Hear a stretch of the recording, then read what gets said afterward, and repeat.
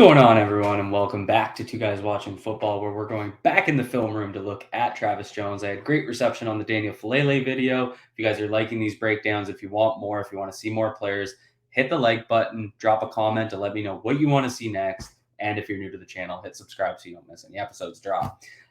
Let's get right into Travis Jones. I'm very excited about this one. I find it so fun to watch him wear number 98 because new nose tackle on the team. Though I don't think he's just a nose tackle, but he played a lot of one tech in this game. And you just see the difference in his skill set from Brandon Williams to Travis Jones. More modern nose tackle, his ability to get horizontal or go east-west against the run. We're going to look at that really closely. His ability to be a penetrator and a pocket pusher in the pass game. We'll look at that. It's been good to kind of see that so early from Jones. He's had good practice reports. I think it's tough for those big interior linemen when there's no contact early in camp to really flash. But he looked good in the stadium practice. He was disruptive. And then Thursday night, the game we're going to look at right now, he was very disruptive to the point where I didn't bother clipping them because it's just kind of him being double teamed. But the Titans sort of adjusted in the second half or in the second half of his snaps. I think he played 27, 34 snaps, something like that. And they started double teaming him already on pass situations, which is pretty good. You want to see that from a young rookie making an instant impact against backups or not. Very impressive debut. So let's get right into it. So we're going to start off with some run plays here. So let me pause. So Travis Jones they're going to run outside zone to the right side of their line, which is a weak side zone stretch. So let's run it through and we'll break it down. So there's Jones taking away the cutback lane. This is that play where Welch and Jefferson missed tackles, and then Hamilton misses tackles, but I'm going to show you guys why Travis Jones did his job here. So he's going to take on an ace block from the center and the right guard. Let's see here. Yeah, so the right guard's going to basically bang down. The center is going to try and overtake him, and then the right guard's going to work into the second level here. And so this is so important because right here, if Travis Jones stays sealed and 70's able to seal his man, and theoretically it didn't happen on this play, but if 69, I think that's Isaiah Mack, if 69 is able to kind of seal Mack, this creates two cut lanes for the running back right here. So he could cut it up to the left, and you're basically taking an inside run and getting those easier yards, or he can cut it right where he might have more daylight, but have to deal with a DB at the boundary. And so obviously he made that guy miss on this play. But what used to happen a lot when you'd have Brandon Williams in is he wasn't able to get horizontal enough to basically take away this cutback option. And so that would create options for the running back, and it would make, defending zone a little bit more difficult. And then that's when you saw last year guys like Matabike playing more run snaps, and you'd see what they were able to do against zone. If you guys remember the playoff game, Derek Wolfe was so good at kind of stacking guys and getting horizontal, which is why they had so much success against the Titans in that playoff game in 2020.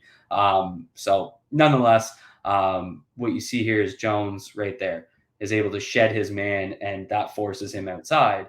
And so that's good because theoretically you're forcing him into a gang tackle, and the play should be over right there. And obviously missed tackles happen, but you can just see Travis Jones right here. He's able to kind of stack up and get horizontal, force that outside. So it's hard for a nose tackle to make a play on the ball on an outside zone run unless it's cut back into him. What you want to see from him is kind of taking away those options, forcing him to the outside to where you have numbers. So he did his job really well there. And unfortunately, some missed tackles. Okay, so on this one, this is the play that kind of went viral a little bit because of so you're going to basically see Jones here, and sorry it's blurred. I have a transition and I didn't make the clip long enough, so it's basically the clip's blending in with the blur. But you're going to basically see 98, who's right here, if you can see my cursor. You're going to just see him stack, shed, boom. Just, really impressive play. Stuff like this was on his college film, but this is what makes him such a special player. Interesting, too, because in terms of breaking down the play itself, like Jones looks really high here, but he was able to get high leverage on him where he's got his hands up top for a snatch, and then he just checks. And so that really just shows his upper body strength. Ideally, we want to see his pad level a little lower, where he is able to create a little bit more leverage and just give him more of an advantage.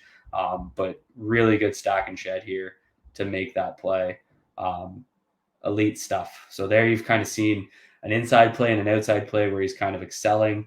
Now you see him here. He's inside zero shade on the center, and they're going to run to the left side of your screen. So he's going to basically take a backside ace block from the center. The center is going to bang down on him and try and pass him to the left guard here. And the left guard is going to basically try and overtake him. And it's kind of similar to the first play we looked at in the run game, where he's just able to get more horizontal. One thing I also want to look at here, just really quick, he's able to have such a narrow stance, which is so unique for a big guy. Like you can see Isaiah Mack, who's also a bigger interior defensive lineman, and he's just a little bit wider in his stance because it's more comfortable. But Jones' ability, and I saw this on his UConn film and I highlighted it, his ability to get tighter is just interesting because I think that's why he's so explosive. He's so much more fluid in his lower body that you normally wouldn't see, from interior defensive linemen. So just really interesting there, and you can see it clear as day. So there, you see right there, they're going to try and work that ace block. Center's going to try and pass off of him. Left guard's trying to overtake him on the backside, but he's able to push through and make a play on the ball. And that's just where, guys that aren't as athletic, that backside left guard might be able to overtake him and seal, but he's got the explosiveness to run right through that block. That's a tough block for that guard too, because he's basically got to get almost a full gap over and get his inside hand, his right hand, on the inside of Jones. So, I mean, that's a tough overtake block. The center came off a little bit early, but he wanted to make that level 2 block, but really good ability from Jones to penetrate and get east-west. So that's kind of, similar to the first play. His ability as a nose tackle against zone it looks like a huge upgrade. And so there you have him on the play side here. And this is one where I think it's just going to come with consistency. So what he does here is he's taking on a play side ace block from the center and the right guard, and you'll sometimes see guys turn to try and squeeze the double, and he just got 2 turns because he's almost got his back to the ball. So I didn't want it to be all sunshine and rainbows, so I thought I'd pick a play where I think he could do a little bit better, but that's just something where these guys are rookies, are chasing consistency. He had the right idea, so either get or get sideways and take on both blocks. But if he's going to do that, he can't let the guard come off him into the second level. He's got to occupy both. And then once he does that, he's got to turn and be able to make a play on the ball. And he just gets 2 turned, trying to kind of squeeze it. So good stuff from him there in the run game. That's really solid. That's day 1 starter stuff. I still think Michael Pierce is going to start, but Travis Jones is going to get on the field early and he's going to be able to make an impact. So now we're going to look at, I think, just 3 pass plays. And I'll kind of use the second play here to talk about him more broadly from what I saw in this game, but I didn't want to go, use the same clip or use different clips to show the same point. So let's watch here and then we'll go back. And he's right inside here between the center and the right guard. And so you see right there. So I would have credited him with a pressure here because his pocket pushing ability. So the line, it's just a 4-man line. And the center is going to slide to the opposite side and kind of help out his left guard. And he's just going to basically push the pocket. And you can see right there his ability to create the leverage against the guard. Right there. Like that's what he did at the Senior Bowl. That's that pocket push ability. And you can see he's right up on Malik Willis's feet here. And that's why Willis starts to scramble. So really good stuff there, pushing the pocket for Travis Jones. It's hard to single block him, which is what you want. He didn't make a play on the ball, but just good ability to push the pocket. And we're going to see it again here. So there he's got 2 hands. Willis takes a bigger drop, so he just gets a little bit, he's a little deeper and is able to get the ball out. But again, look at the explosiveness out of his stance. Center again slides away from him, which is interesting because these were early in his snaps. And then so as this went on, that center did not keep sliding away from him. But you can really see clear as day his ability to push the pocket, get up, get a little contact on Malik Willis, completes the pass, good throw. But you can see, look at how many more steps he took in his drop. So he's in shotgun, 1, 2, 3, 4. So he takes basically a 5-step drop.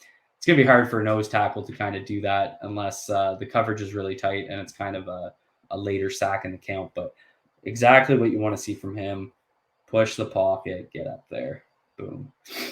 And then the next play, the last one we'll look at before we wrap up here. And that's what I mean. Like those two plays right there where he's kind of pushing. I could have showed a couple more where he's doing something similar, but you guys get the point.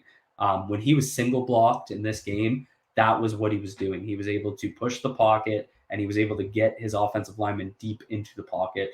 That's what this team has been missing for so long. That pocket push ability, just enough to disrupt the passer. And what that's going to do is it's going to cause guys rolling out or taking steps to the side, and that creates opportunities for edge rushers. So that inside outside pass rush is really important and how it can work in a tandem. So let's look at a sack here. Willis is going to roll out to his right, and Jones just chases him down. So I mean, he didn't beat anyone here, but that for a nose tackle to come from, I guess he's a 2-eye right here over the guard, and basically what you see is Means, the left outside linebacker here. He drops in the line slanting left. But Jones picks that up and it just runs right through everybody. And then his ability to close and make the tackle, that's against Malik Willis, and he danced on some guys in this game. So really impressive athleticism. I'm not trying to turn this into a Brandon Williams trash campaign because it's not, but just things that we're seeing from him we didn't see from Brandon Williams, and I think it really shows how different of a player he is and the impact he can have. So there's him getting out there for the sack. Boom. Just really, really good stuff early in his career. I think people should be really excited about this kid, and there's going to be a lot more to come. So, I'm hoping next week they play on Sunday. I hope we see a little bit more of some of these guys against starters, and the competition level ramps up, and we'll definitely see that in the third preseason week. But I'd like to see guys like Falele and Jones, guys I've been excited to see play NFL snaps. I'd like to see them against better competition. So that's all I have for you guys today. If you guys really are enjoying this, hit the like button, drop a comment down below, let me know what you want to see, and hit subscribe so you can find your way back for more. And as always, be good to yourselves, be good to each other. Peace out.